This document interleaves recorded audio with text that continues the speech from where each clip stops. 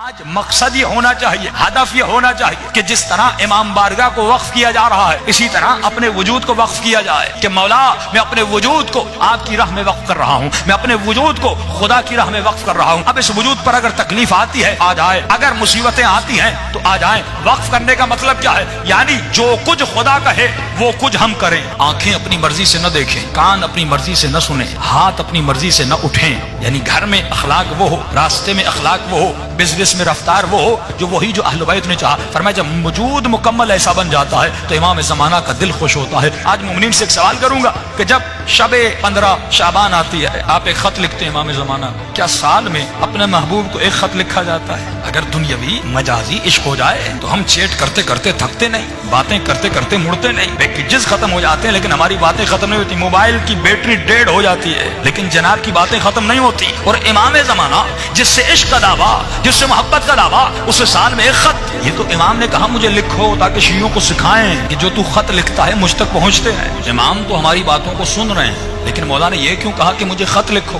اس کا مطلب مولا اپنے چاہنے والوں کو ٹرینڈ کروانا چاہ رہے تھے، کیونکہ خط لکھنے سے پہلے زمانے میں جب مولا نے کہا تھا وہاں پر صرف خط کا ذریعہ تھا، ای میل تو نہیں تھا، فون تو نہیں تھی۔ اس وقت تنہا ذریعہ ارتباط جو انسان آپ سے دور ہوتا ہے آپ اسے خط لکھتے ہیں، اس کی ایڈریس پر خط بھیجتے ہیں۔ تو مولا نے کہا مجھے خط لکھو تاکہ پہلی بات تو تجھے یقین ہو جائے تیرا کوئی مولا ہے جو تمہارے خطوط کو پڑھتا ہے، جو تمہارے خط کو دیکھتا ہے، تاکہ یقین ہو فزیکلی ایک ارتباط ہو تمہارا امام زمانہ کے ساتھ۔ کیونکہ آپ کبھی ایسے انسان کو خط نہیں لکھتے جس کا وجود ہی نہ ہو، جو مر چکا ہو اس کو کبھی خط نہیں لکھا جاتا۔ خط اسے لکھا جاتا ہے جو زندہ ہو، خط اسے لکھا جاتا ہے جو آپ کا خط پڑھے۔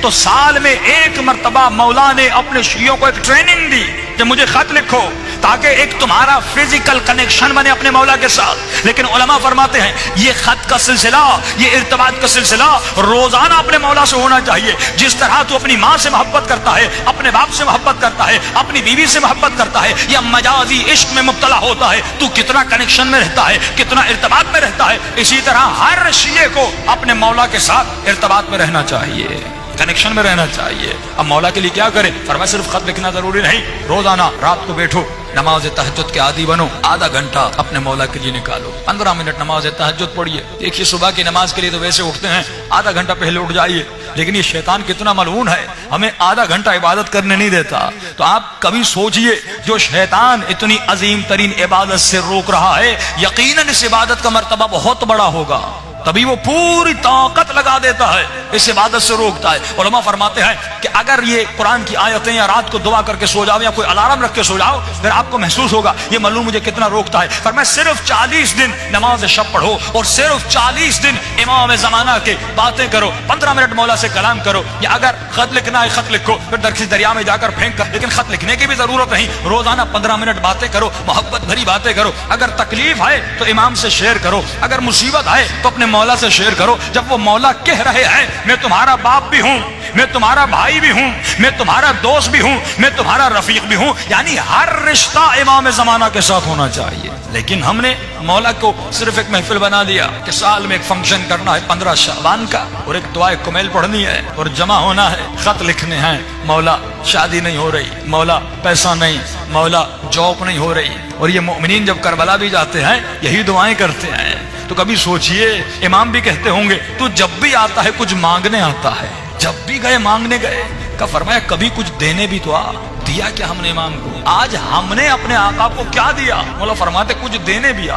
کبھی بیٹا مانگتا ہے، کبھی اولاد مانگتا ہے، کبھی کیا مانگتا ہے، کبھی کیا مانگتا ہے، کبھی اپنے آقا کو کچھ دینے آ۔ مولا کیا آپ کو پیسے چاہیے؟ فرمایا مجھے پیسوں کی ضرورت نہیں۔ مولا کیا آپ کو مال چاہیے؟ کیا آپ کو دولت چاہیے؟ کیا آپ کو گھر چاہیے؟ فرمایا نہیں، مجھے تو چاہیے، مجھے تو چاہیے۔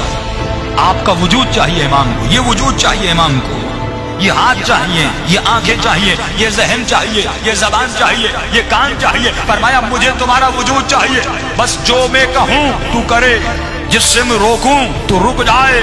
مجھے سلمان زماں چاہیے، مجھے میثم زماں چاہیے، مجھے حبیب زماں چاہیے۔ تو ایسا بن جا جیسے حسین کا صحابی حبیب ابن مظاہر تھا۔ بھائی امام زمانہ کو بھی حبیب کی ضرورت ہے کہ نہیں؟ امام کو بھی علی کی طرح سلمان کی ضرورت ہے کہ نہیں؟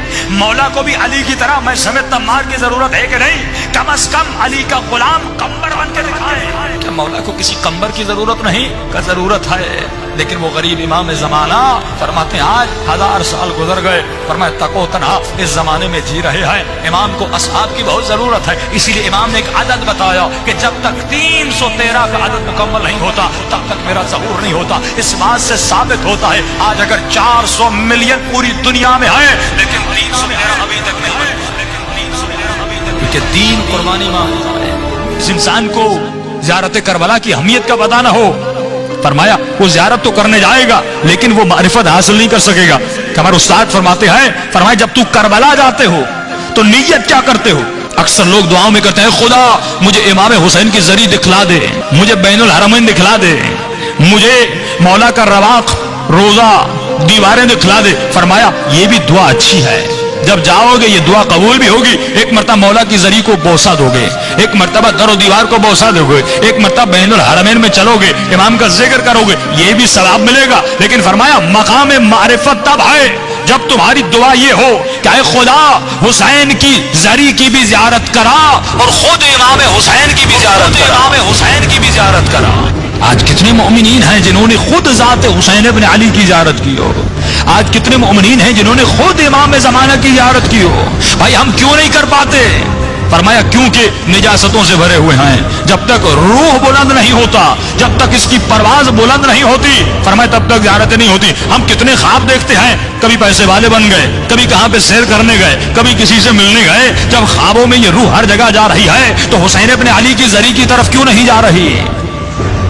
جب کہ عشق بھی ہے. پچھلے سال میں ایک مثال دی تھی نا، اگر کوئی بچہ کراچی سے آسٹریلیا چلا جائے پڑھنے کے لیے اور 1 سال گزر جائے، اپنے والدین کو فون نہ کرے، ای میل نہ کرے، کوئی میسج نہ دے، 1 سال کے بعد واپس آئے اور اپنی ماں کو کہے اماں میں آپ سے بڑی محبت کرتا ہوں، بابا مجھے آپ سے بڑا پیار ہے، تو باپ کہے گا تو جھوٹ بول رہا ہے. اگر اتنی محبت تھی تو نے کوئی SMS نہیں کیا، تو نے کوئی ای میل نہیں کیا، پورا سال گزر گیا تو نے مجھے ایک فون تک نہیں کیا، تو جھوٹ بول رہا ہے. محبت کا تقاضا ہے کہ ارتباط ہونا چاہیے، محبت کا تقاضا ہے کہ رابطہ ہونا چاہیے، محبت کا تقاضا ہے کہ دیدار کا تقاضا ہو کہ جس سے انسان محبت کرتا ہے اس سے بات کرنا چاہتا ہے، اسے دیکھنا چاہتا ہے، اسے گلے لگانا چاہتا ہے. فرمایا یہ محبت کا تقاضا ہے. تو یہ کیسا شیعہ ہے کہ 60 سال گزر گئے لیکن ابھی تک اپنے مولا کو نہیں دیکھا؟ یہ کیسا شیعہ ہے کہ 25 سال زندگی گزر گئی لیکن ابھی تک اپنے امام زمانہ کے چہرے کو نہیں دیکھا؟ ہم دنیاوی محبت جس سے کرتے ہیں، کتنے SMS کرتے ہیں، لیکن وہی مولا، وہی آقا جو پردے غیب میں ہے، ہم نے کتنا رابطہ اپنے مولا کے ساتھ محکم کیا، کتنا رابطہ اپنے امام سے بنایا. دیکھیے مقصد ظہور امام کیا ہے؟ ایک ہی مقصد ہے کہ مولا کی حکومت قائم ہو جائے.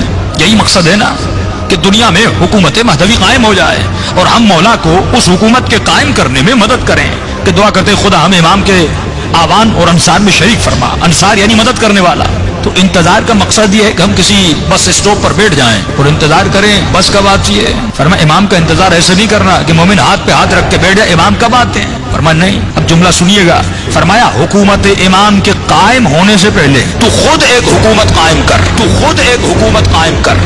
آپ خود ایک حکومت قائم کریے. پھر آپ سوال کریں قبلہ میں نہ صدر ہوں، نہ وزیر اعظم ہوں، نہ فوج کا جنرل ہوں، میں حکومت بناؤں تو کیسے بناؤں؟ تو کہا ٹھیک ہے، حکومت وہی بنا سکتا ہے جس کے پاس اختیار ہو. جتنا اختیار اتنی حکومت. صدر کے اپنے اختیارات ہیں، MP MNS کے اپنے اختیارات ہیں، ناظم کے اپنے اختیارات ہیں. فرمایا تمہارا اختیار جہاں تک ہے وہاں تک امام زمانہ کی حکومت بنا. اگر گھر میں اختیار ہے تو اپنے گھر میں امام کی حکومت قائم کر. اگر بیٹے کا اختیار ہے تو بیٹے پہ حکومت قائم کر. کہتے قبلہ بیوی نہیں سنتی، اولاد نہیں سنتی، بیٹے نہیں سنتے، بیٹیاں نہیں سنتی. ٹھیک ہے لیکن تمہارا اختیار تمہارے وجود پر تو ہے. کس نے آپ کو مجبور کیا حسین کی مجلس میں آنے کے لیے؟ کسی نے نہیں کیا، آپ خود آئے. میرا اختیار میرے ہاتھوں پر ہے، ہاتھ بلند ہوتے ہیں. میرا اختیار میری آنکھوں پر ہے، آنکھیں کھلی ہوئی ہیں. آپ کا اختیار آپ کے کانوں پر ہے، آپ کی زبان پر ہے، آپ بولتے ہیں. فرمایا تمہارا اختیار تمہارے وجود پر ہے. امام زمانہ کی حکومت کے قائم کرنے سے پہلے خود اپنے اعضاء و جوارح پر مولا کی حکومت کو قائم کر. آج مسئلہ یہ ہے کہ میری آنکھوں پر مولا کی حکومت نہیں ہے، میرے ہاتھوں پر پر مولا کی حکومت نہیں, نوجوانوں کے ذہنوں پر مولا کی حکومت نہیں, ہمارے قدموں پر مولا کی حکومت نہیں, تو پھر اس مجلس کا کوئی فائدہ نہیں. امام فرماتے ہیں آپ ہر مجلس میں آتے ہیں لیکن ہر مجلس سے راضی نہیں ہوتے. فرمایا مولا کس مجلس سے راضی ہوتے ہیں؟ فرمایا جس مجلس میں مومن آئے اور جب رات کو گھر جائے تو اپنے وجود کے اندر کسی تبدیلی کا احساس ہوتا ہے, کسی تبدیلی کا احساس ہوتا ہے, کسی تبدیلی کا احساس, اپنے وجود کے اندر کسی تبدیلی کا احساس ہوتا ہے, کسی تبدیلی کا احساس ہوتا ہے, کسی تبدیلی کا احساس.